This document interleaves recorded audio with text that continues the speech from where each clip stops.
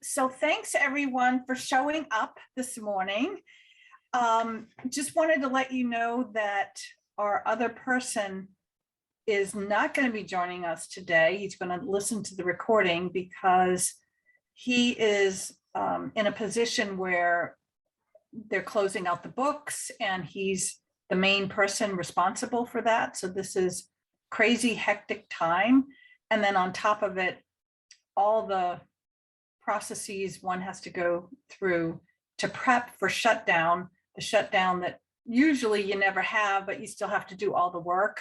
And he's responsible for that for his agency. So he sends his apologies and we'll listen to the videos and hopefully will join us during the last session. So just wanted to let you guys know that up front. So before we get right into it, I just wanted to check in with each of you and see if you had any aha moments from our last session or just even some thoughts about the session that you'd like to share. So would someone like to volunteer and let us know?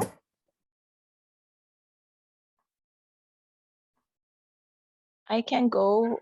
It's not an aha, but I mean, first, I would like to say that it's nice to see new faces, meet new people, and know that you're not the only one. There are other people who share your, I don't want to say issues, but or they share the same path. So that's something which is interesting for me. And I like it. And because I'm a very extrovert, so I like to meet new people, talk to new people, and have new connections. So that's something nice, and I look forward to. Thank you. Beta, will you tag someone? So I'm just going to put everyone on the spot. Of course, Miss Jennifer, whose hair is blowing. Yes. It's true. You're on mute, Jennifer. There. Boy, I'm just having audio issues. Goodness. So I started reading, John, I started reading the book. And I'm enjoying this. I didn't want to skip to the second part like you said we could.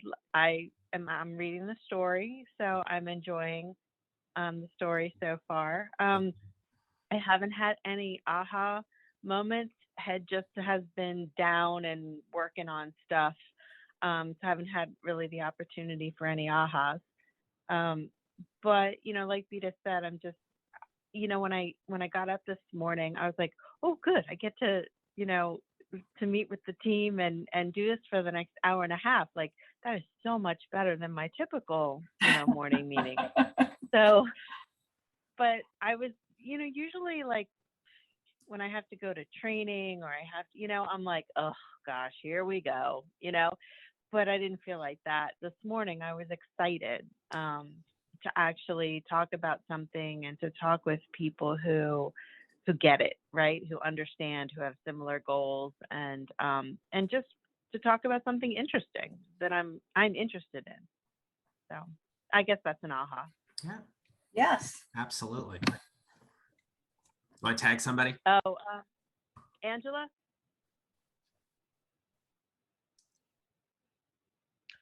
Good morning. I'm not sure if this is answering the question. I'm glad Beta and Jennifer say they feel energized, and I feel energized at the end. But for me, this is kind of like the brain workout.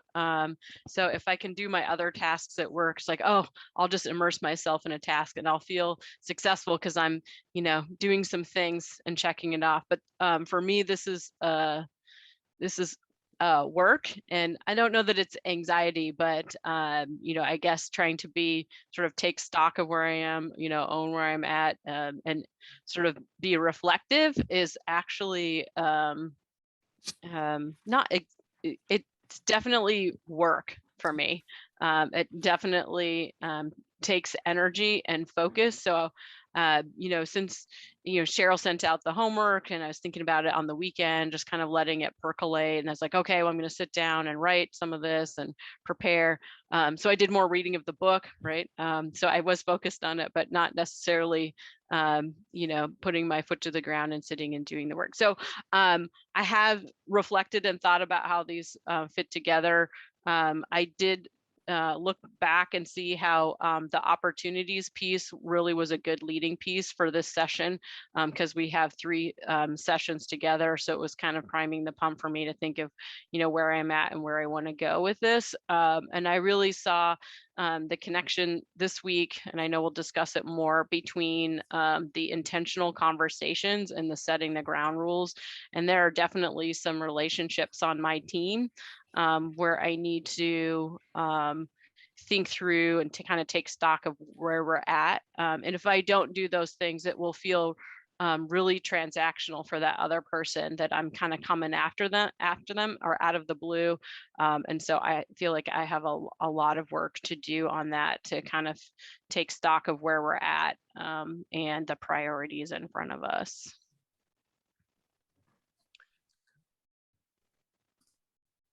Who do you tag, Angela? Megan? Okay, so I left last week's meeting feeling really good. Like others had said, just hearing other people are going through similar situations and having similar thought processes and challenges was just made me feel a lot better. But in preparation for today's session, when I was reading the chapter on intentional conversations, just one thing that really struck me that I wanted to go ahead and bring up was the comment how we'll worry, like I'm a planner by nature, and how we worry ourselves into a tizzy before and like play out all the different scenarios. But really, we just have to trust ourselves, where whatever is thrown at us, we're going to be able to handle. And that was just something that really resonated with me. So Great. I might be skipping ahead, but wanted to put it out there just in case we didn't get to it later. Oh, good. Thank you. I'm next. I'm the one who's left. Yes. I really, this is related to things that Angela and Megan said. I loved the focus on just like first starting from knowing where you're at right now, your current state, and going from there. And I think that the bridge you build from where you feel, what's going on with you now and how you feel now, to how you want to show up. Like you can only achieve how you want to show up if you start from knowing where you are right now. So I thought that was a really powerful connection for me. And it's so relaxing. Like Megan, you're saying like, just trust yourself. It's so relaxing to go, okay, so where am I at now? And then what do I want right now? And how do I get there? Very relaxing. And then I thought,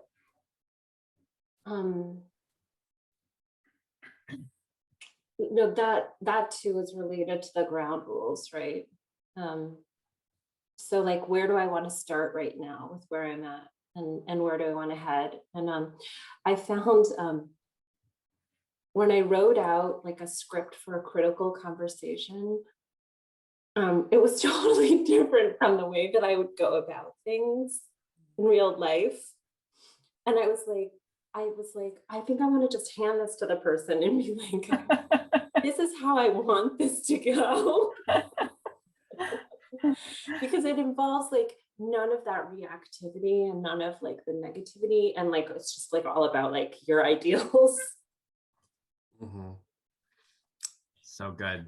I love that, Amanda. It just brings to mind how certain situations we always, kind of look back and say, now, why didn't I say that? Or why didn't I do that? Or, when you write it out, there's some thought and some time to say exactly what you want to say. Whereas sometimes when we speak, we tend to speak probably faster than we should, maybe when there's still emotions brewing in us. And that is driving us to say and do what we want. And sometimes that doesn't always get us to where we want to get to. So, part of what we want to do is make sure when we're giving feedback or communicating that we've taken a pause and, that those emotions that we may be feeling, we let them settle down a little bit before you deliver that, because then it comes out very different than what you want. So point well taken. Thanks for bringing that up. John, you look like you wanted to say something. I'm just let me get the word for a second. What I appreciate so much from all of you is that the conversation that Cheryl and I have started with you, you're keeping it in your mind in between these sessions, right? You're taking this and you're putting a different lens or perspective on things because it's helping you define how you show up. That's what we wanted to have happen here, right? So it warms my heart that in all the planning that Cheryl and I have done to pull you all together, that some of the targets that we were hoping would have happened, you've been able to embrace and move them forward. And obviously we hope the same thing to happen with today's 2 strategies as well. So thank you. Yay. Mm-hmm. Okay, thanks everyone for sharing your thoughts, your ahas and all that. So I wanted to just quickly go over the ground rules again, and they're in the posted chat, them by in the the way. chat box. Mhm. Yes, so they're right there. And rather than go through each one, I just wanted to check in with you to see if you felt like we honored those ground rules in our last session. And you can just sort of nod your head, yay or nay. Mhm. Yes. Okay. And is there anything else that you did want to add to those ground rules today? Anyone? No? Okay. Okay. All right. Well, today we're focused on ground rules and setting the intentional conversation. So that's what we're going to talk about today. I wanted to first ask, I wanted you to think for a moment about a team that you may have served on at some point in time that was really hands down a great experience for you being a part of this team. And I want you to think about what made it so great. And we can just do this in a tagging fashion. So Beta, I saw you raise your hand, so we'll start with you and then you can tag. So tell me what made that team collectively so great. So can a team be only 2 people? Yes. So I can share an experience that I had. I mean, we've had so many different teams in my office, so many different activities, so many different responsibilities. But I really, really enjoyed one experience that I had. It was between me and one of my colleagues who I don't remember at the time. Oh, okay. We were not even supervisors then. We are now both supervisors. There was a time that our office needed the chief of our office needed to recruit his deputy, and me and this other person took charge to look at all the applications which came, and we were supposed to identify the right person, invite them for interview. And it's not an easy job it's a lot of work to go through like hundreds of applications we really worked so well together. We invited all these people. We set up all the interviews. We screened everybody, and we actually, the two of us picked the person, and it was fine. It was such a smooth process that everybody in the office was happy. My supervisor was happy, and we were happy with our pick. And there was a clear understanding who's going to do what, how we distributed the workload, how we communicated with each other. There was no hurt feeling. I mean, we've had other situations that it wasn't fun, and this was really, really excellent. I mean, I still think we worked so well together, and was such a pleasant journey. Excellent. Thank you. Who do you tag? Amanda. Hi. I'm thinking about my current branch, actually, which is wonderful. I'm in my third position at NIH in like 10 or 12 years. I was thinking about, I think, you know, it's a combination of the personalities of the people around me, and then how they're suited to the roles that they take on. My branch chief is like non-judgmental, and she has I feel like she's done a lot of personal growth and a lot of training, and she's like really supportive of each individual in the branch. And she's very trusting in terms of assigning work and then trusting that individual to lead it. So there's a sense of independence and expertise. And then I have colleagues. We have an unusual branch. I'm the oldest person in the branch. Older than my branch chief and many of my colleagues, so that's unusual. So I have these like junior colleagues who I'm in a mentoring position towards, and they're competent, and there's a sense of good humor and agreeableness. So I think what that does is the combination of someone in a leadership role who is very supportive of the independence and individual contributions of each person, and then this sense of agreeableness and collaboration has created a setting where there's cooperation rather than competition. And also, because I'm in this position of mentoring folks, I really enjoy that position, and it's a responsibility to do it well, and something I'm learning how to do. Yeah. I don't know that totally answered the question, but there you go.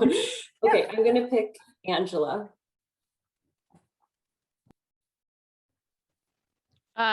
So a couple teams came to mind. One where, so if you can think of like a special assistant or someone who's not in the supervisory chain of command, but you've been tapped to do a kind of a special project and go coordinate across different offices to make sure that the overall project is, has what it needs and is successful.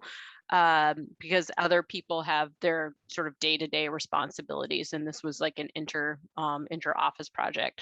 And so what I really liked about that was that it was project-based. It involved a lot of people with different inputs and different expertise, but I also didn't have to be directly responsible for their work. And so that led me to challenge myself to say, well, that's great. It's a good team. Your colleagues all have different expertise, and you're each doing your own, you're responsible for your own work and moving forward. But are there other occasions where I felt really good about leading a team?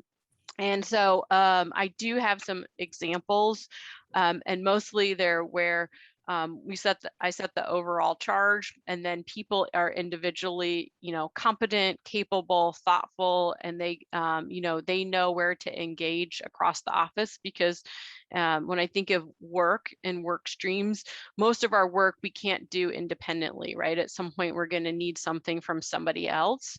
And so one of the things that we've talked about in my office is there are so many roles where peer leadership, it's like, well, I will pay for peer leadership or recommend peer leadership training for almost anybody in my group, because you're going to need something from someone else. So I thought my other team experiences were really where people have independence and a clear view, but they also know how to talk to other people and engage with other people to get what they need, and to also have some of the empathy to understand maybe what that other person needs. So they have we're all on the same team, but they have different goals and objectives. They have different measures and marks, and they have a different lens that they have to deliver. And so sometimes being empathetic to what the other person needs can help, get what my teammate needs, but also sort of understand their perspective of why they might not, prioritize or completely understand the charge that was given to you. And so those were my team experiences. Jennifer?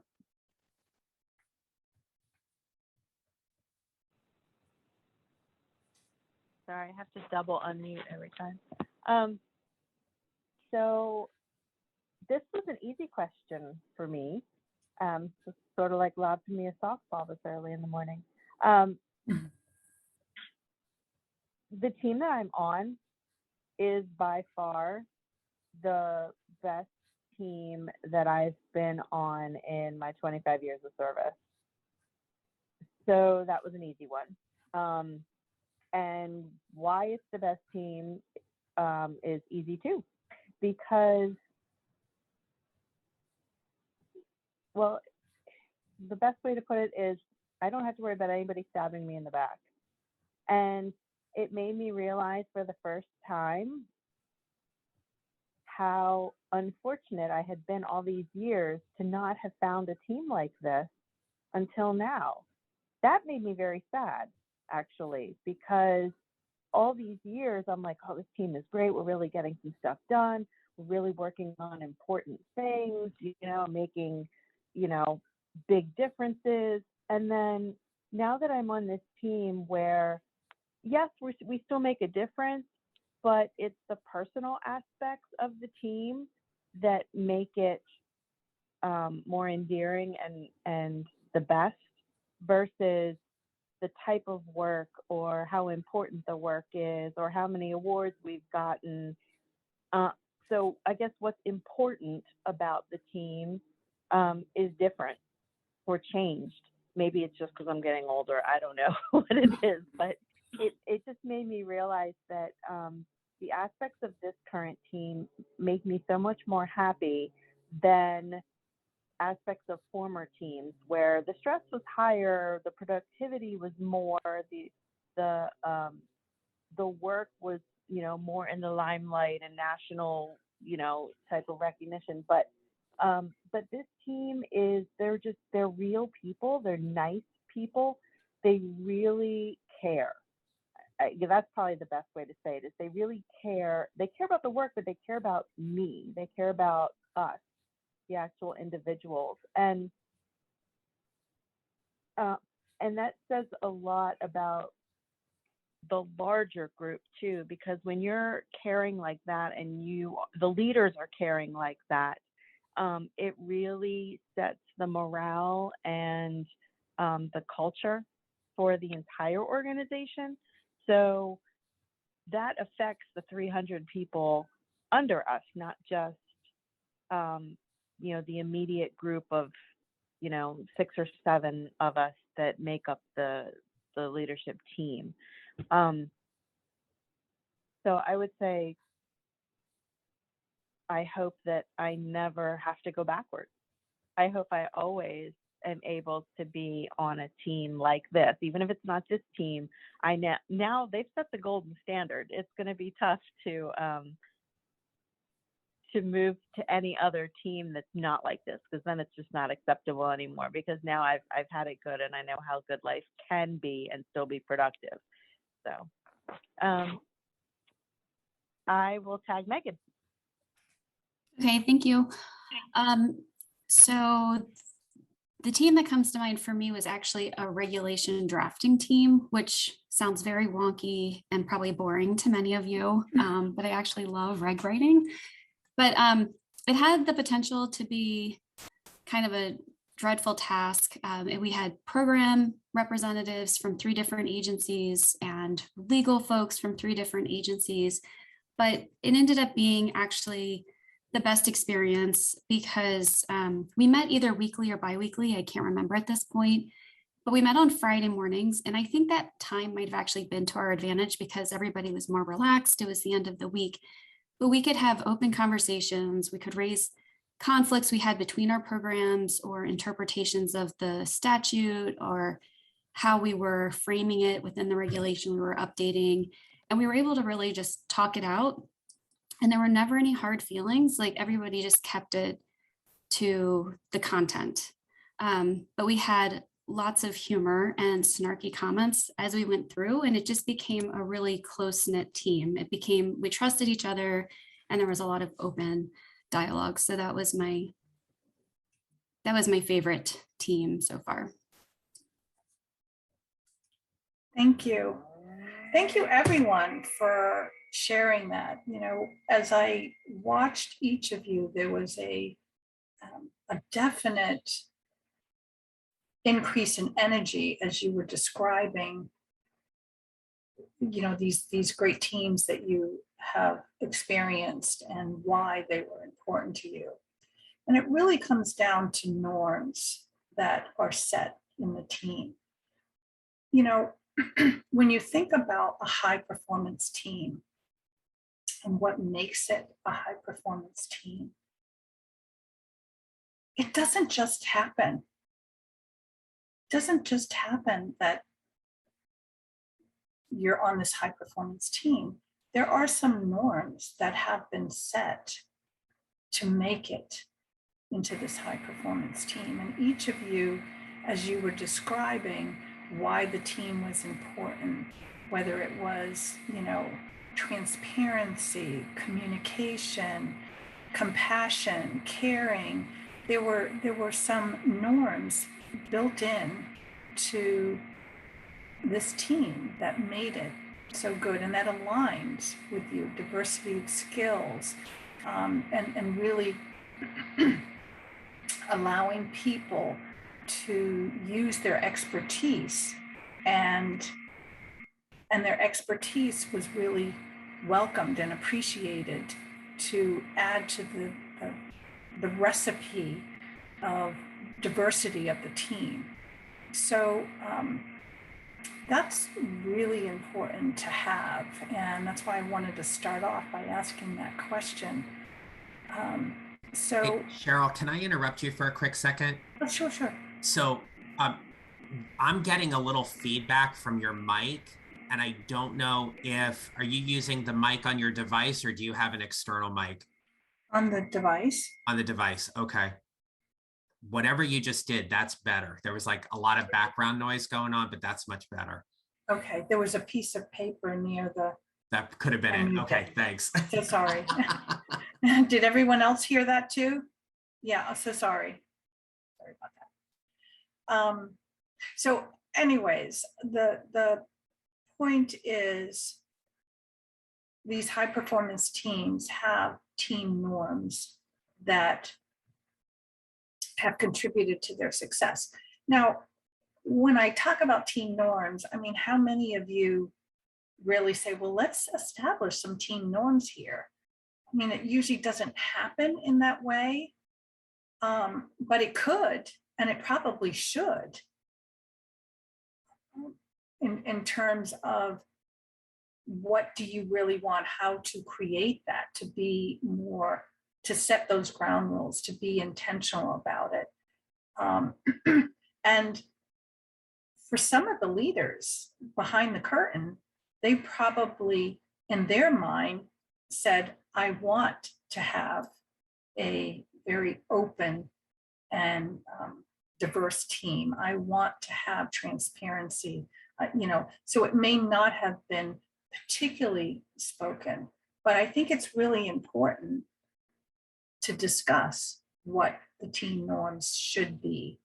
And so in these cases, we don't know if the leaders, this was something in mind, if this is just inherent to who they are, but it should be something that is discussed among teams to ensure that you have the kind of team that you want to be part of, and so forth. So, so John, I'm going to turn that over to you and see what you have to add about that. Yeah, just piggybacking on that. So the thing that I love about norms or ground rules is that when we have them set and everybody is in agreement on them, now we can play.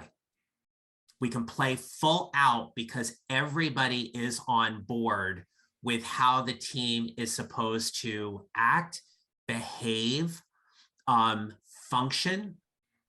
I remember working with a team one time and they had set a norm of, it was funny, Megan, I think it was you that, no, sorry, it was Jennifer. But they had set this norm where they said, nobody throws anybody under the bus. I said, that's a great norm. What does that look like? And they go, well, everybody knows what it's like not to throw somebody under the bus. And I was like, no, they don't. That can look different things to different people. So in establishing the norms, we have to go another level deeper to really create the agreement about this is what it looks like. When we throw somebody under the bus, we're doing this, right? When we set norms for you last week, and Cheryl did a really nice job of explaining what challenge ideas and not the person looks like, right? We gave some context around what a different norm may be like. So it's important that you do the housekeeping, you do the work in that regard, because you get everybody on the same page. It's the same thing when it comes to you have somebody new joining the team. We can't just say to that new person, here's the norms for the group. Are you okay with them? We have to spend some time to make sure that they have the clarity and the shared awareness of what that norm is and how they're expected to function within the group. Because if we don't do that kind of legwork, then it's where things kind of start to unravel. And that's where some of the side conversations can happen. Just John, curious. can I say something real quick? Absolutely, yeah. I just had an aha moment. I didn't expect to right there, but it just occurred to me that, wow, so all these years I just kind of assumed people knew you weren't supposed to throw each other under the bus, and that was just kind of a given. But now I think back to some teams where at the beginning, we set these ground rules and we didn't necessarily say, don't throw each other under the bus. They were more practical type of ground rules. Mm-hmm. But what's wrong with saying, depending on who's on your team, what's wrong with saying some more specific ground rules such as that, which you can sort of say it tongue in cheek, but at the same time, it also kind of sets the environment of, this is going to be a tough project, and I have a couple projects that come to mind of, I probably should have said that, I'm sure there's probably a nicer way to say it maybe, or a more diplomatic or PC way to say it. But it just occurred to me that, wow, I haven't said things like that all these years because I just assumed that was a given. But perhaps not. Yeah. Mm-hmm. Yeah. I mean, when we think about all of these situations where we show up in the way that we have found to be best for ourselves. The conflict arises when we experience somebody who shows up a little bit differently they're just showing up in the way that they feel is best also. It's when one person's here and one person's over here, that's where the conflict happens. Why would you do something like that? Why did you say that? Why did you call that person out in the meeting like that? They're just showing up in the way that they think is best for themselves. If we don't have that shared kind of understanding, that awareness, then that's where there's ambiguity or there's discord that can happen. And it really does, in my opinion, break down the overall functionality of the team. Very well said, John. It kind of reminds me of a lot of you, we've done values work together. And one of the things we always talk about is, what does this mean to you? What does this value mean to you? And I ask that question because a value is different for each person, even though it may be a word that you think, well, everyone knows what that means. But I've asked so many people what respect may mean, what integrity may mean. And there's a truth behind the word for each person. So, and they're oftentimes very different. And it's very telling and revealing when I get that answer, because it's what that means to them and how that was formed. So, the other day, or the last week, when we were sharing some information, John stopped at the end and said, let's celebrate what we just, talked about. And when you think about that simple phrase, celebrating, we often overlook that. And that is a norm that can be set for a team. Hey, we work really hard here. Let's develop or establish a norm that we will celebrate accomplishments. And you could ask, well, how do you want to celebrate? It could be a pizza party. It could be going for happy hour. It could be whatever legally you come up with to celebrate this accomplishment. And you would think, well, duh, of course we're going to celebrate. But as a team, oftentimes you don't. You work that hard, you get to the finish line, and then you're on to the next project. And it exhausts people because they haven't even had the opportunity to stop and pause and reflect. So there's a whole host of norms that can be established, and they're really different for every team. One of the norms that I had read about some time ago that I thought was really kind of funny is Jeff Bezos has a norm, or when he was in his position anyways, for his team, and it's called the 2 pizza rule. And I was like, the 2 pizza rule? What is that? So in terms of his teams or meetings, he did not want to establish a team that would be any more than could consume 2 pizzas. And so that may sound silly, but the rationale behind it was, when you get too many people, you really don't get to share and hear the ideas and the contributions. It gets drowned out when there's lots of people. So the 2 pizza rule was established for that purpose. And it's kind of a fun way to, create this norm. But there's all kinds of different norms that could be created around a team. And oftentimes people don't stop to think about establishing them. There's just assumptions made. You can always go back and revisit norms for your team, or create new ones, or have discussions on them, whether you've been working with a team for a while or you haven't. right? Norms are those kind of opportunities to go back and open up the conversation for a shared agreement on how the team works. So if there's something that we've talked about today that triggers you, or you're like, that would be really good if we went back to the team and did this or whatever, you can always go back and have that conversation. The truth of the matter is we do it in our personal lives all the time. Right? You think about the relationships, right? One person may do one thing, another person may do something else. And then there are times when the other person just picks up when need be. So those are the things where it's just a conversation to move that norm or that discussion around that ground rule a little bit further.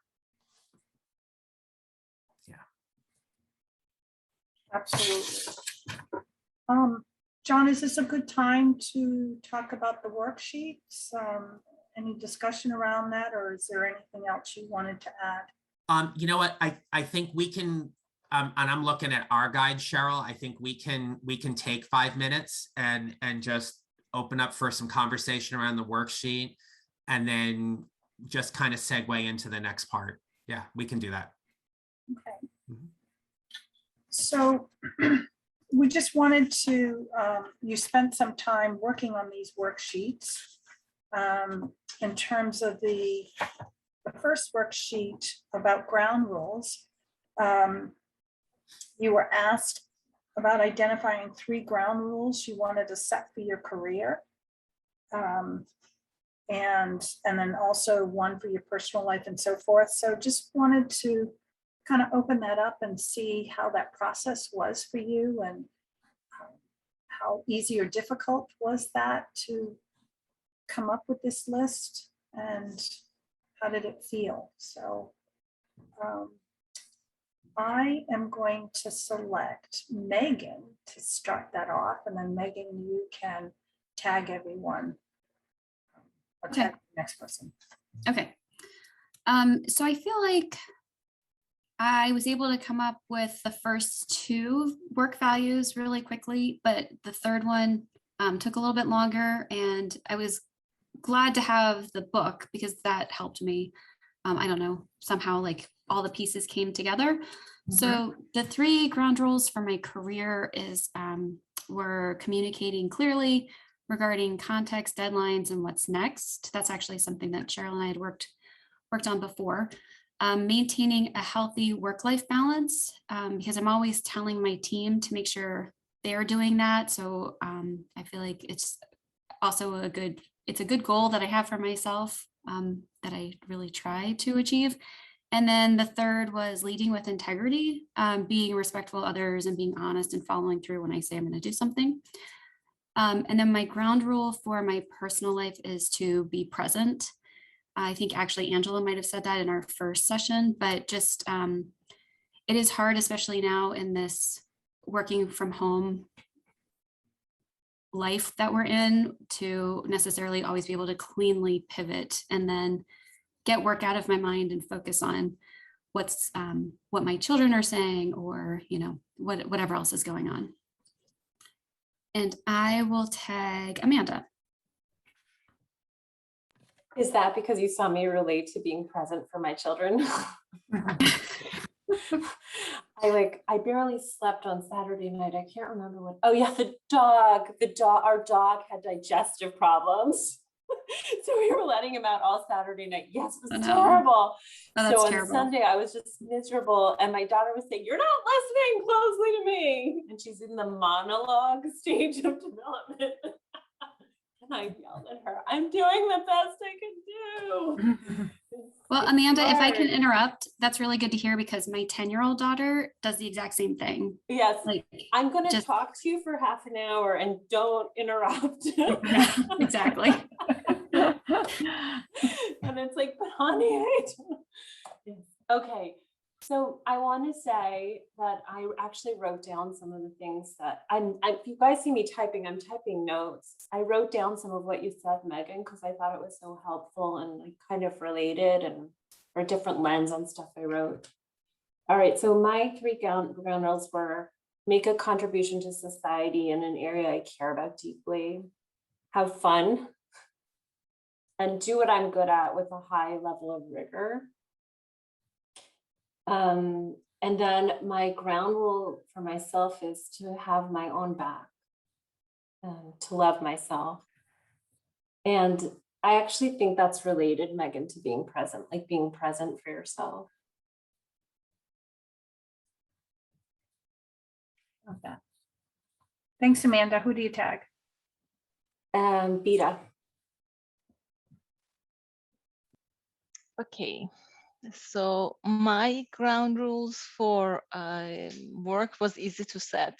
I mean, easy to write down. I had excellence, which is very, very important for me. What I take as responsibility, I want to do. I want to accomplish it to the best of my ability, and that's very important for me. Number 2 was be true to yourself and to the people who you work with. Transparency is really, really, really important for me, and it bothers me when people say something and mean something else, or they're not clear when they talk to you, and there's hidden agenda. And the third, I mean, equally very important is teamwork. And ground rules for life, I have enjoy life. I try to take advantage of every moment I have. And I have also, so another issue which I have, which I need to work on, is be nice to myself, which I'm not. I'm very critical of myself. I don't have number 3. And I don't know if this is enough or not, but I will It's fine. tag Angela. Thank you.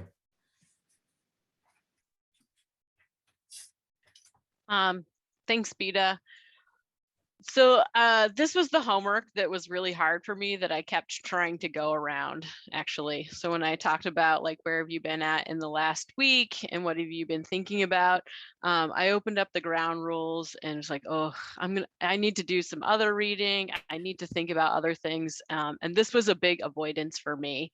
Probably in part because I don't want, you got to sit down and really think of what's a meaningful rule without saying these are the things that I'm not doing, right? So I was like, okay, well, I don't want to get into the trap where ground rules are things that I'm not doing, that, I'm not doing them for a reason, but I kind of have to think about what they are. So I really like, Amanda, you were able to really think about the bigger picture and kind of scope it in.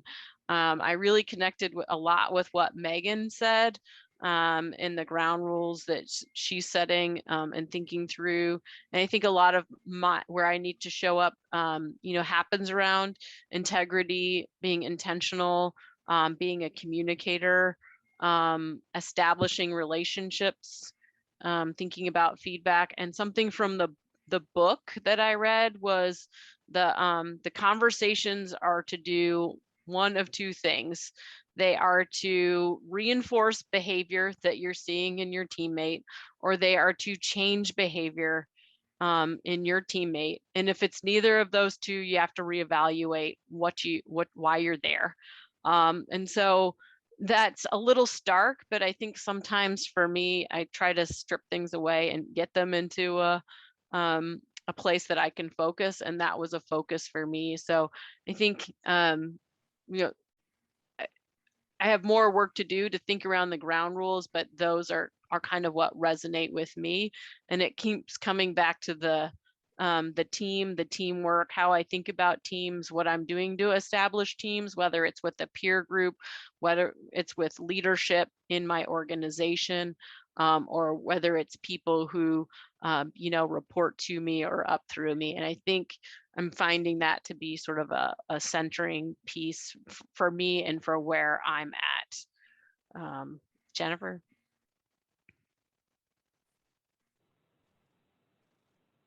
Okay, so I set my 3 ground rules. Number 1 is to always be learning, to make sure I'm always in a position where I'm learning something new. because that keeps me engaged, and that's just the type of person that I am. I always want to be learning. I don't want to be stagnant. Number two, feeling valued. I've been in so many positions where I did not feel valued, where I knew I was contributing, that now that I'm in a position where I do feel valued, I'm mindful of that now. So, and it's not a hard thing to have happen. So it's almost not acceptable to not be in a position where that is happening any longer. And then number three is sort of simple, but the hardest one, and that is feeling happy. Because there's so many different things that are contributory to that, that's actually a pretty hard thing to make. It either happens or it doesn't happen. It's not necessarily something you can control, but it is something you can do something about. So number three is feeling happy. And then the ground rule I set for my personal life is not to go backwards. And that means not to go back to the high stress where I let work control my life, where work is just something that I do. It's not who I am. And I think I was the last one. Yes. Thank you, everyone, Thank you. for sharing that and going through that process. So, Angela, I love that you said you kept trying to avoid this. Hard And, work. you know, sometimes when we have to kind of look deep inside and say, what does this look like? It's not as easy as we would think. For some people, it may be easy. It may be top of mind. And in other ways, it may be some soul searching to get to that point. But this is really great that everyone took the time to reflect on this, to write it down, to really be percolating in your minds what this looks like. So so thanks for that. Yeah. John, do you want to pick up from there? No, I think that's great. And again, thank you, everybody. And I think it's a nice segue into what we have next. You want me to take it? Yes. All right. So we want to talk with you a little bit about having some intentional conversations. And in that, there is the conversation itself. And then Cheryl and I want to talk with you a little bit about giving and receiving feedback. And we're going to share a feedback formula with you later on that we have both used and found to be extremely helpful. But if you take a look at the Having Intentional Conversations worksheet, I want to begin with a little exercise with you that I have done numerous times. And essentially, it is a guided narrative. Some like to think of it as a meditation. You are entirely on your own with this. If you want to sit back, close your eyes, you can disconnect your camera so you don't have to feel like we're looking at you or staring at you or anything like that. It's entirely your choice. It takes just a couple of minutes. And I want to frame this whole idea around what I like to call the 2 chairs activity.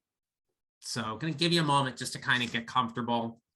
Like I said, if you want to disconnect your camera for this, you can, entirely up to you. But just to begin, just take a deep breath. Just breathe in through your nose and exhale.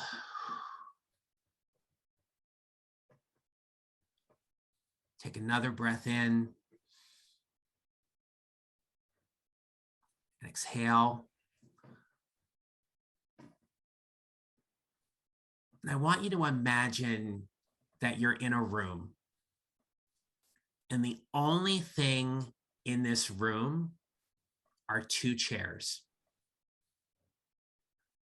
I want you to think about what the chairs look like, how they feel. As you go to sit down in one of them, Is it that kind of hard aluminum type chair that's hard on your backside and your back?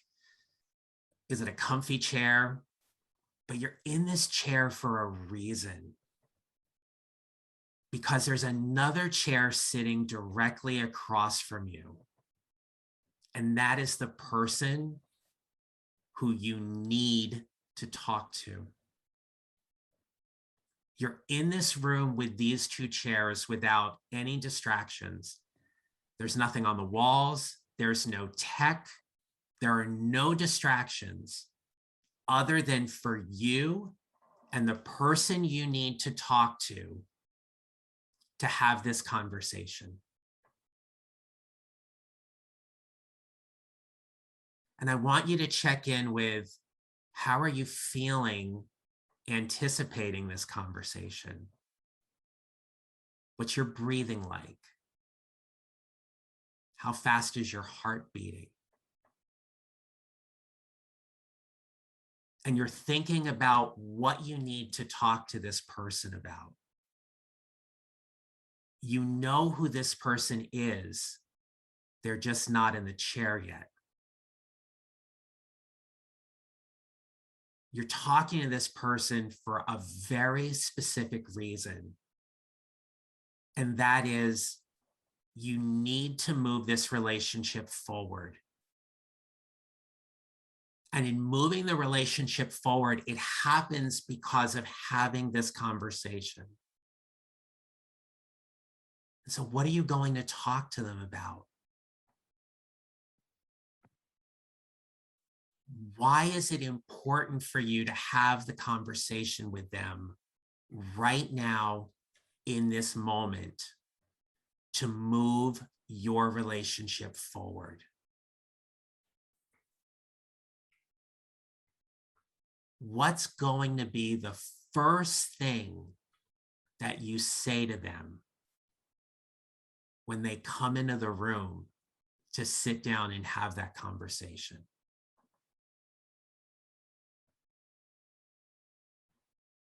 How confident are you feeling in having this conversation?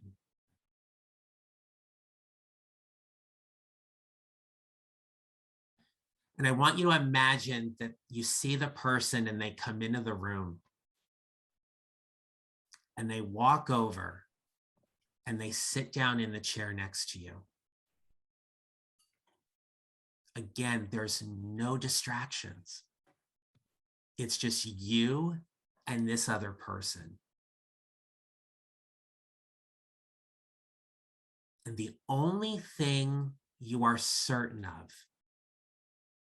is that based on however long this conversation takes and whatever happens during this conversation, you're going to move the relationship you have with this person forward.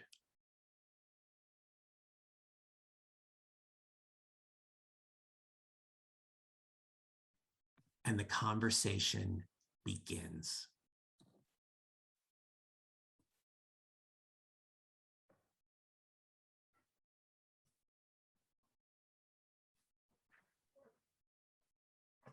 Take another breath in. Let it out.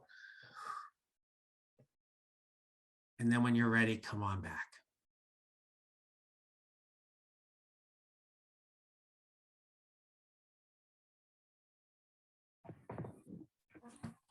You can turn your cameras back on when you're ready.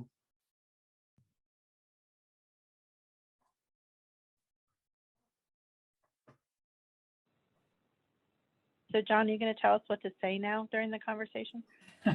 You know what to say. It's all in you. You know what to say, right? So the thing in this is that, like, so we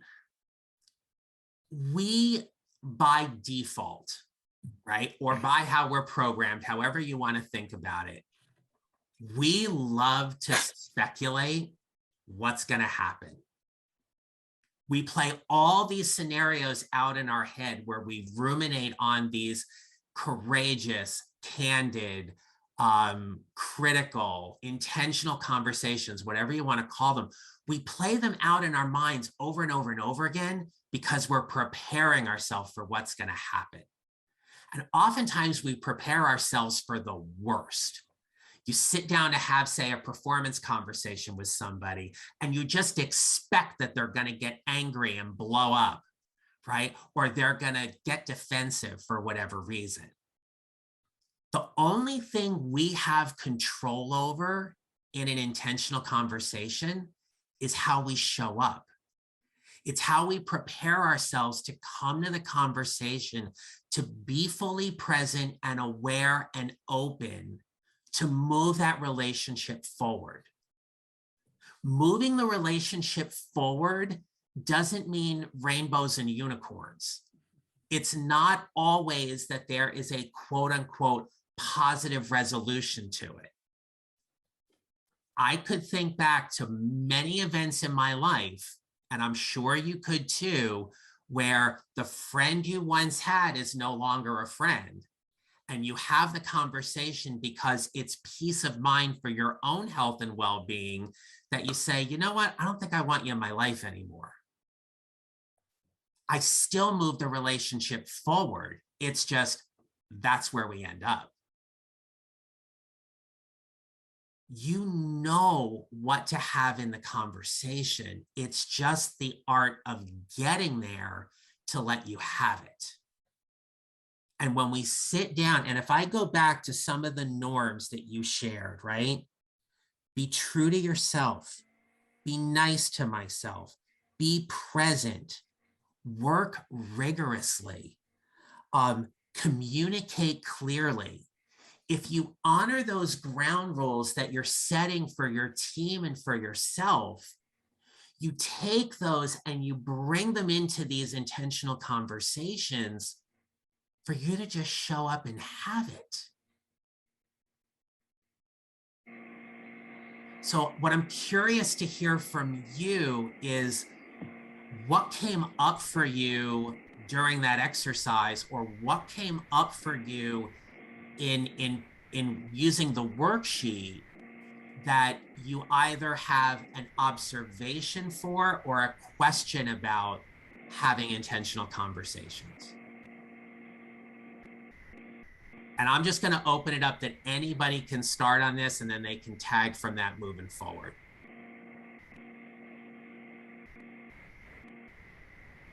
All right. Yeah, I have Amanda. a question. Yeah. So like during this exercise, and then with your remarks afterwards, like your remarks around like be true to yourself, that's sort of where it was going to in my mind, right? Like you just prepare to show up how you want to show up and to be your best self, and you don't have like even an end point, or I don't know about the end point in mind actually, but like my focus too was on showing up as my best self, right? But then we talked about like using this to give and receive feedback, and also like to reinforce the behavior, make a change in the behavior. I'm trying to square those two things, right? Like is the like I guess the one thing I'm thinking is like you might know what the problem is, but it's up to the other person to solve it, or yeah, I mean or you know, there's like no stakes, just here's the problem, no stakes in what the solution is, and you figure it out at the time. As planners, we're always going to be thinking about what the end in mind is, right? Especially when we're coming to the table with having a feedback conversation, especially if it's around either shifting some behavior or maintaining it. And it's what Sherry Harley says in her book called How to Say Anything to Anyone, right? So yes, there can be an outcome, or there always will be an outcome in having the conversation. But I cannot control or dictate how the other person is going to react or perform as evident by that conversation. I've had to terminate people in my career, not a fun thing at all. If any of you have ever had to terminate somebody, it's no fun whatsoever. But I always showed up in a way that if the roles were reversed, I'd want to do this. I'd want the same thing to be done to me. So I can have the intentional conversation. I can say to them, look, these are the things that are impacting your performance. These are the things that need to change. And I've moved our relationship forward as evident by that. I have no control over whether they do it or not. I can root for them all day long to shift that behavior. But if they don't want to do it, I'm left to follow the next step in the process. Does that help? Yeah. Thank you. Yeah. Okay. Yeah. Other questions or observations on this?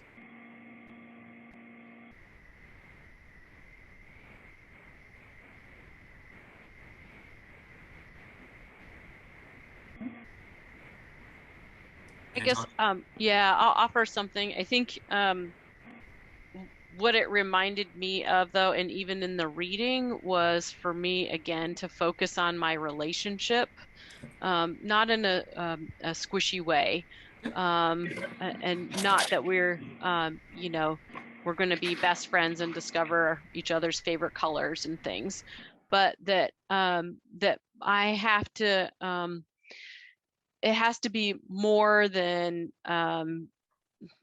ticky-tacky performance stuff, I guess, for lack of a better word, because at the end of the day, if I can get to a place in our relationship where there is, you know, some trust and some honesty in the feedback, it's really the larger picture about how I'm working with that person and how we're working together, as opposed to, you know, I don't like it when you do this, or this, you know, email or product wasn't great. So, you know, yes, I'm thinking of performance, but for me, it has to be kind of the bigger picture of what's maybe going on with them, how approachable they find me to be, what assumptions am I making, and getting more of that solidified, which would help. And then, you know, I guess when you said being true to yourself, just being comfortable that at the end of the day, you know, I've shared what I could about the progress and the behavior that we need in the team, and then letting people meet us there or get there, instead of, I think, yeah. So without those norms and without those conversations, that we can all think individually how we can explain why, you know, I really did my part, but that other person over there, or that management person, or this person didn't really do their part. And, you know, I've done what I could. So I think that's, I guess, what I took from it. And then the mechanics of how I get there, I think, you know, there's ways to prepare for me. Right.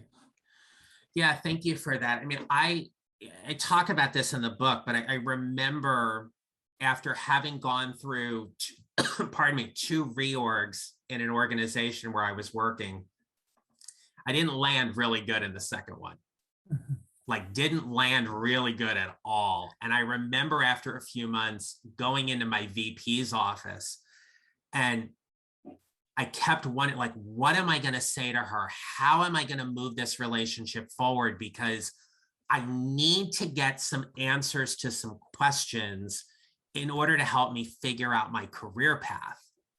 And I remember sitting in her office, and she was behind her desk and I was on the other side. And I said, I need to ask you a question. And I'm going to ask you this question because I trust you. And I trust you enough to give me an honest answer. May I ask it? And she's like, yeah, go ahead. And I said, I'm thinking about what's happened in the last reorg, and I'm trying to figure out where my career path is going. And the way I see it, it's at best horizontal while I'm here.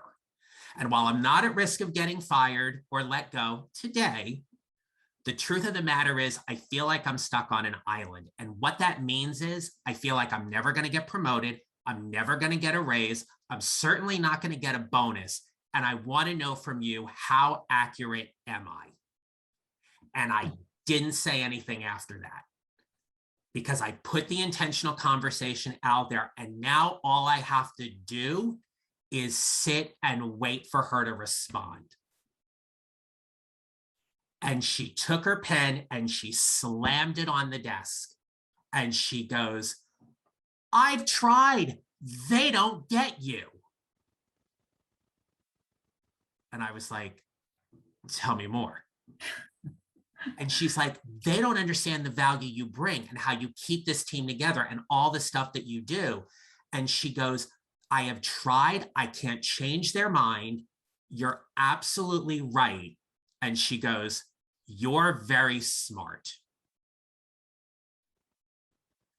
And I looked at her and I said, thank you. Because at that point, we moved that relationship forward. And for me, what that meant was I was getting ready to leave. I had the information I needed to leave and move on. That's the power in having the intentional conversation, right? We may not want to hear the stuff that comes back to us, but we know how to handle it. Cheryl, is now a good time for us to talk about the feedback protocol? Absolutely. And I'm glad you just gave that example, because that was a very powerful example of having, asking for feedback, having a very intentional conversation. And, what hit me in the moment as you were describing that is it's never easy to have those kind of conversations, which is why we avoid them, right? Yeah, totally. Yeah. Whether it's they're not easy. It's not like we wake up and go, I'm going to have an intentional conversation today and I'm going to love every minute of it. No. And not only is it not easy. Yeah. Right. But when you have that conversation, John, and you very candidly asked for feedback, you framed it quite well. Most of us in that moment of hearing what your boss had to say would get defensive and want to justify, well, wait a minute, and John simply said, thank you. 25-year-old John would not have handled it that way. 52-year-old John handles it a little bit differently. So let's call that out there for a second. Point taken. So John mentioned Sherry Harley's book, which I absolutely love this book. I would recommend you get it and read it again. It is, I wish I had read this book years ago, because it is such a powerful book about how to say anything to anyone. So when we think about giving and receiving feedback, it's important for everyone to do it. But it is especially important if you're in a leadership role. I mean, how many times, I'm sure some of you, maybe all of you, have experienced hearing feedback from a supervisor for the first time in a performance review. And you didn't hear anything before then, but you hear it in a performance review. And oftentimes it's because it's hard for them too. It's hard for them to give that kind of feedback. And so they wait until they absolutely have to give it. And then of course, you're shocked, you're probably very defensive because it's the first time hearing it. Yeah. So learning how to not only give feedback, but also ask for feedback. So why walk around wondering, am I doing okay? Because when we do that, we tend to fill in the blanks. Our gremlin kicks up, starts talking to us, and it's never what we really want to hear. So just moving forward and asking for feedback in a way, in very similar to the way John asked for feedback, is very powerful. In terms of giving feedback, Sherry Harley came up with a formula, which John, which we included in the handout. I'm not sure if you read it, but we're going to go through it. The feedback formula, some of you have heard me talk about the SBI method, situation, behavior, impact. And some of that is actually in this formula. But in Sherry's book, she talks about how difficult sometimes it is to give someone feedback. And what we tend to do is avoid it, or we come up with what we think is a gentle way to give this feedback, but it's actually horrible. And so what she says is what she can do with this formula in 2 minutes, sometimes people take 20 minutes to describe something, trying not to hurt your feelings, but instead you're having to listen to 20 minutes of uncomfortableness rather than 2 minutes of using this formula. So before I talk about the formula, I wanted to just say something that Brene Brown said in her latest book, Dare to Lead. She said, clear is kind, unclear is unkind. As simple as that. And it really, that has such impact, because when we are not clear and when we think we are being nice or considerate and not telling somebody and not being honest and truthful, it really is unkind. So the feedback formula is quite simple. It starts with an introduction. It would sound something like, John, do you have a few minutes? I need to discuss something with you. And assuming John says yes, then it would, I would then state what I want to talk. I'd state my motive. Maybe it's about his recent behavior in a certain meeting, whatever. So step 2 is state your motive. Step 3 is describe the behavior. What behavior was it that, I want to talk about? Simple as that. Step 4 would share the impact of that behavior and what the result was. So again, this is a little similar in this point to SBI. But at this point, then, we're going to have some dialogue around it. And that's what makes it a little different, because the dialogue is between, after I've explained, and then it's inviting John to have some dialogue with me about it. Step 6 is make a suggestion or request in terms of where this is going to go. How are we going to move this forward? Step 7 is build agreement on the next step. And then finally, in the end, say thank you, because he's given me this time, he's given me this space. So that is the formula. It is extremely effective. It takes literally about 2 minutes to deliver what it is you need to say. And it's very impactful to have a formula to use to say this.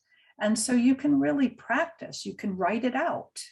Sometimes when you write it out and then read it before you say it, it's really helpful. I mean, there's certain things you want to keep in mind before you have a conversation like that. You don't want to have that conversation when you're very emotional, because when you're very emotional, you're not going to stick to this formula, and you're probably going to add some things and say some things that you may regret later. So you want to wait not only for yourself, but the person you're giving feedback to. If there's some emotion in there, if they're in tune with what you're about to say to them, you want to make sure they're in the right space. You want to make sure when you ask in that intro about wanting to speak to them and do they have time, that they have the time and they're in the right space to hear what it is you have to say. So that's really important as well. So that's the feedback formula. I also mentioned how important it is for you to ask for feedback for yourself. And why is that important? It's important so that you know moving forward how someone else may perceive you, because perception, we know, is reality for someone else and it's their own perspective. But you want to know that so you know how you can move forward. So let me open this up here and ask any thoughts about this formula, any questions? Yay, nay? Well, I have one question. So I have someone on my team who can be emotional. Sometimes they are, if I bring something up, they're very defensive. Other times they are very understanding and like, yeah, I totally see it. So it's hard to predict where that sweet spot is, like when I'm going to get that person at the right time.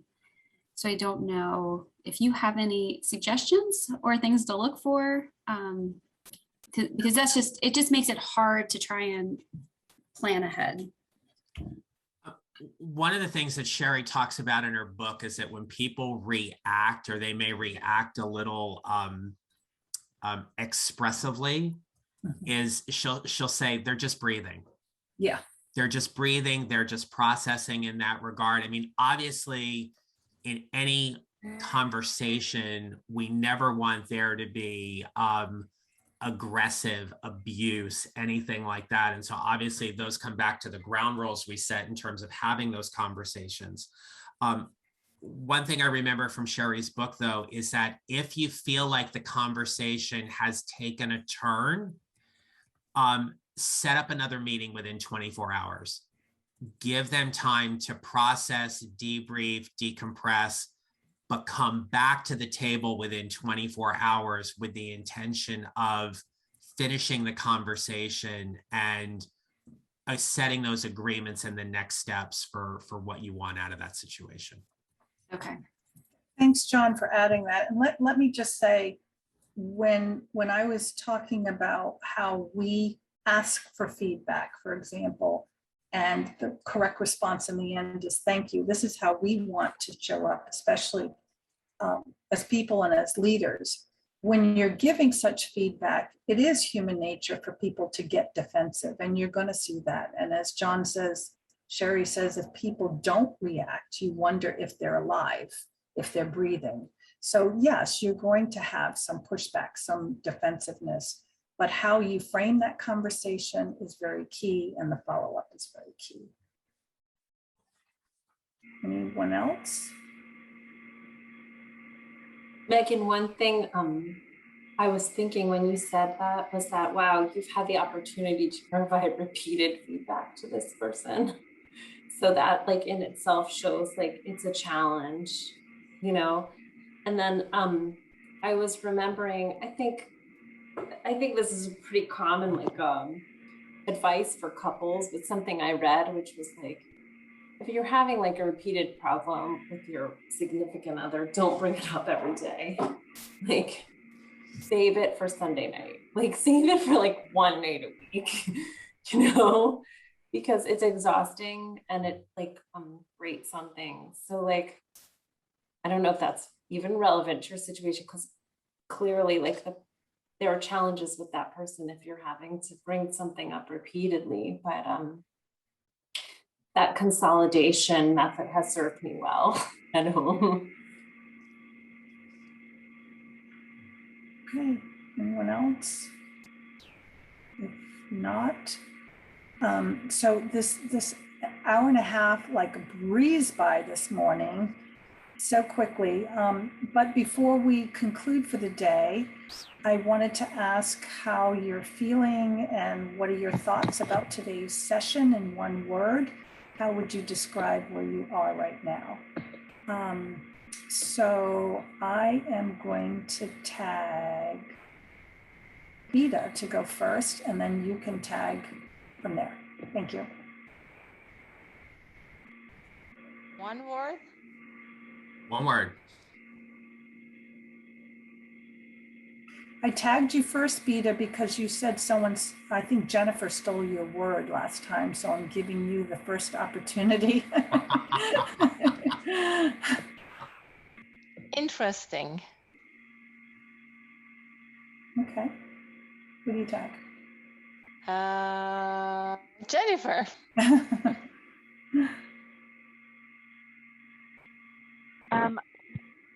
My first thing that comes to mind is challenge.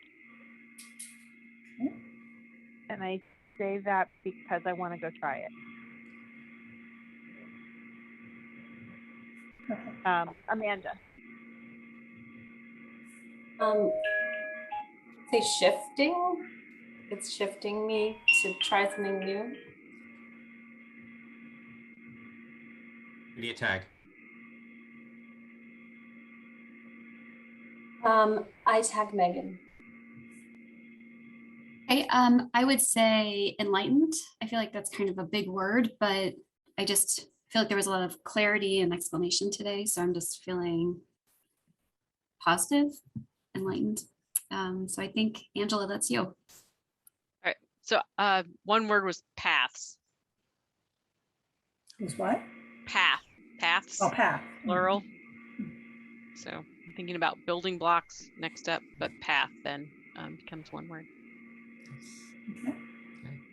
All right. Well, thank you, everyone. Today was a great discussion, and it was great seeing everyone. We will send out pre-work for our last session on the 13th, and we'll send that Next week. I'm sorry. Next week we'll send it out. Next week we'll send that out. Remember, we're not meeting next Wednesday. Yes, it's the 13th. Right. So it's the 13th. Okay. Thanks, everyone, for All right. showing up so greatly. Thank Right, you. thank you. Thank you. Thanks, everybody. Have a great rest of the Thank day. you. You You too. too. Bye. Bye-bye. Bye.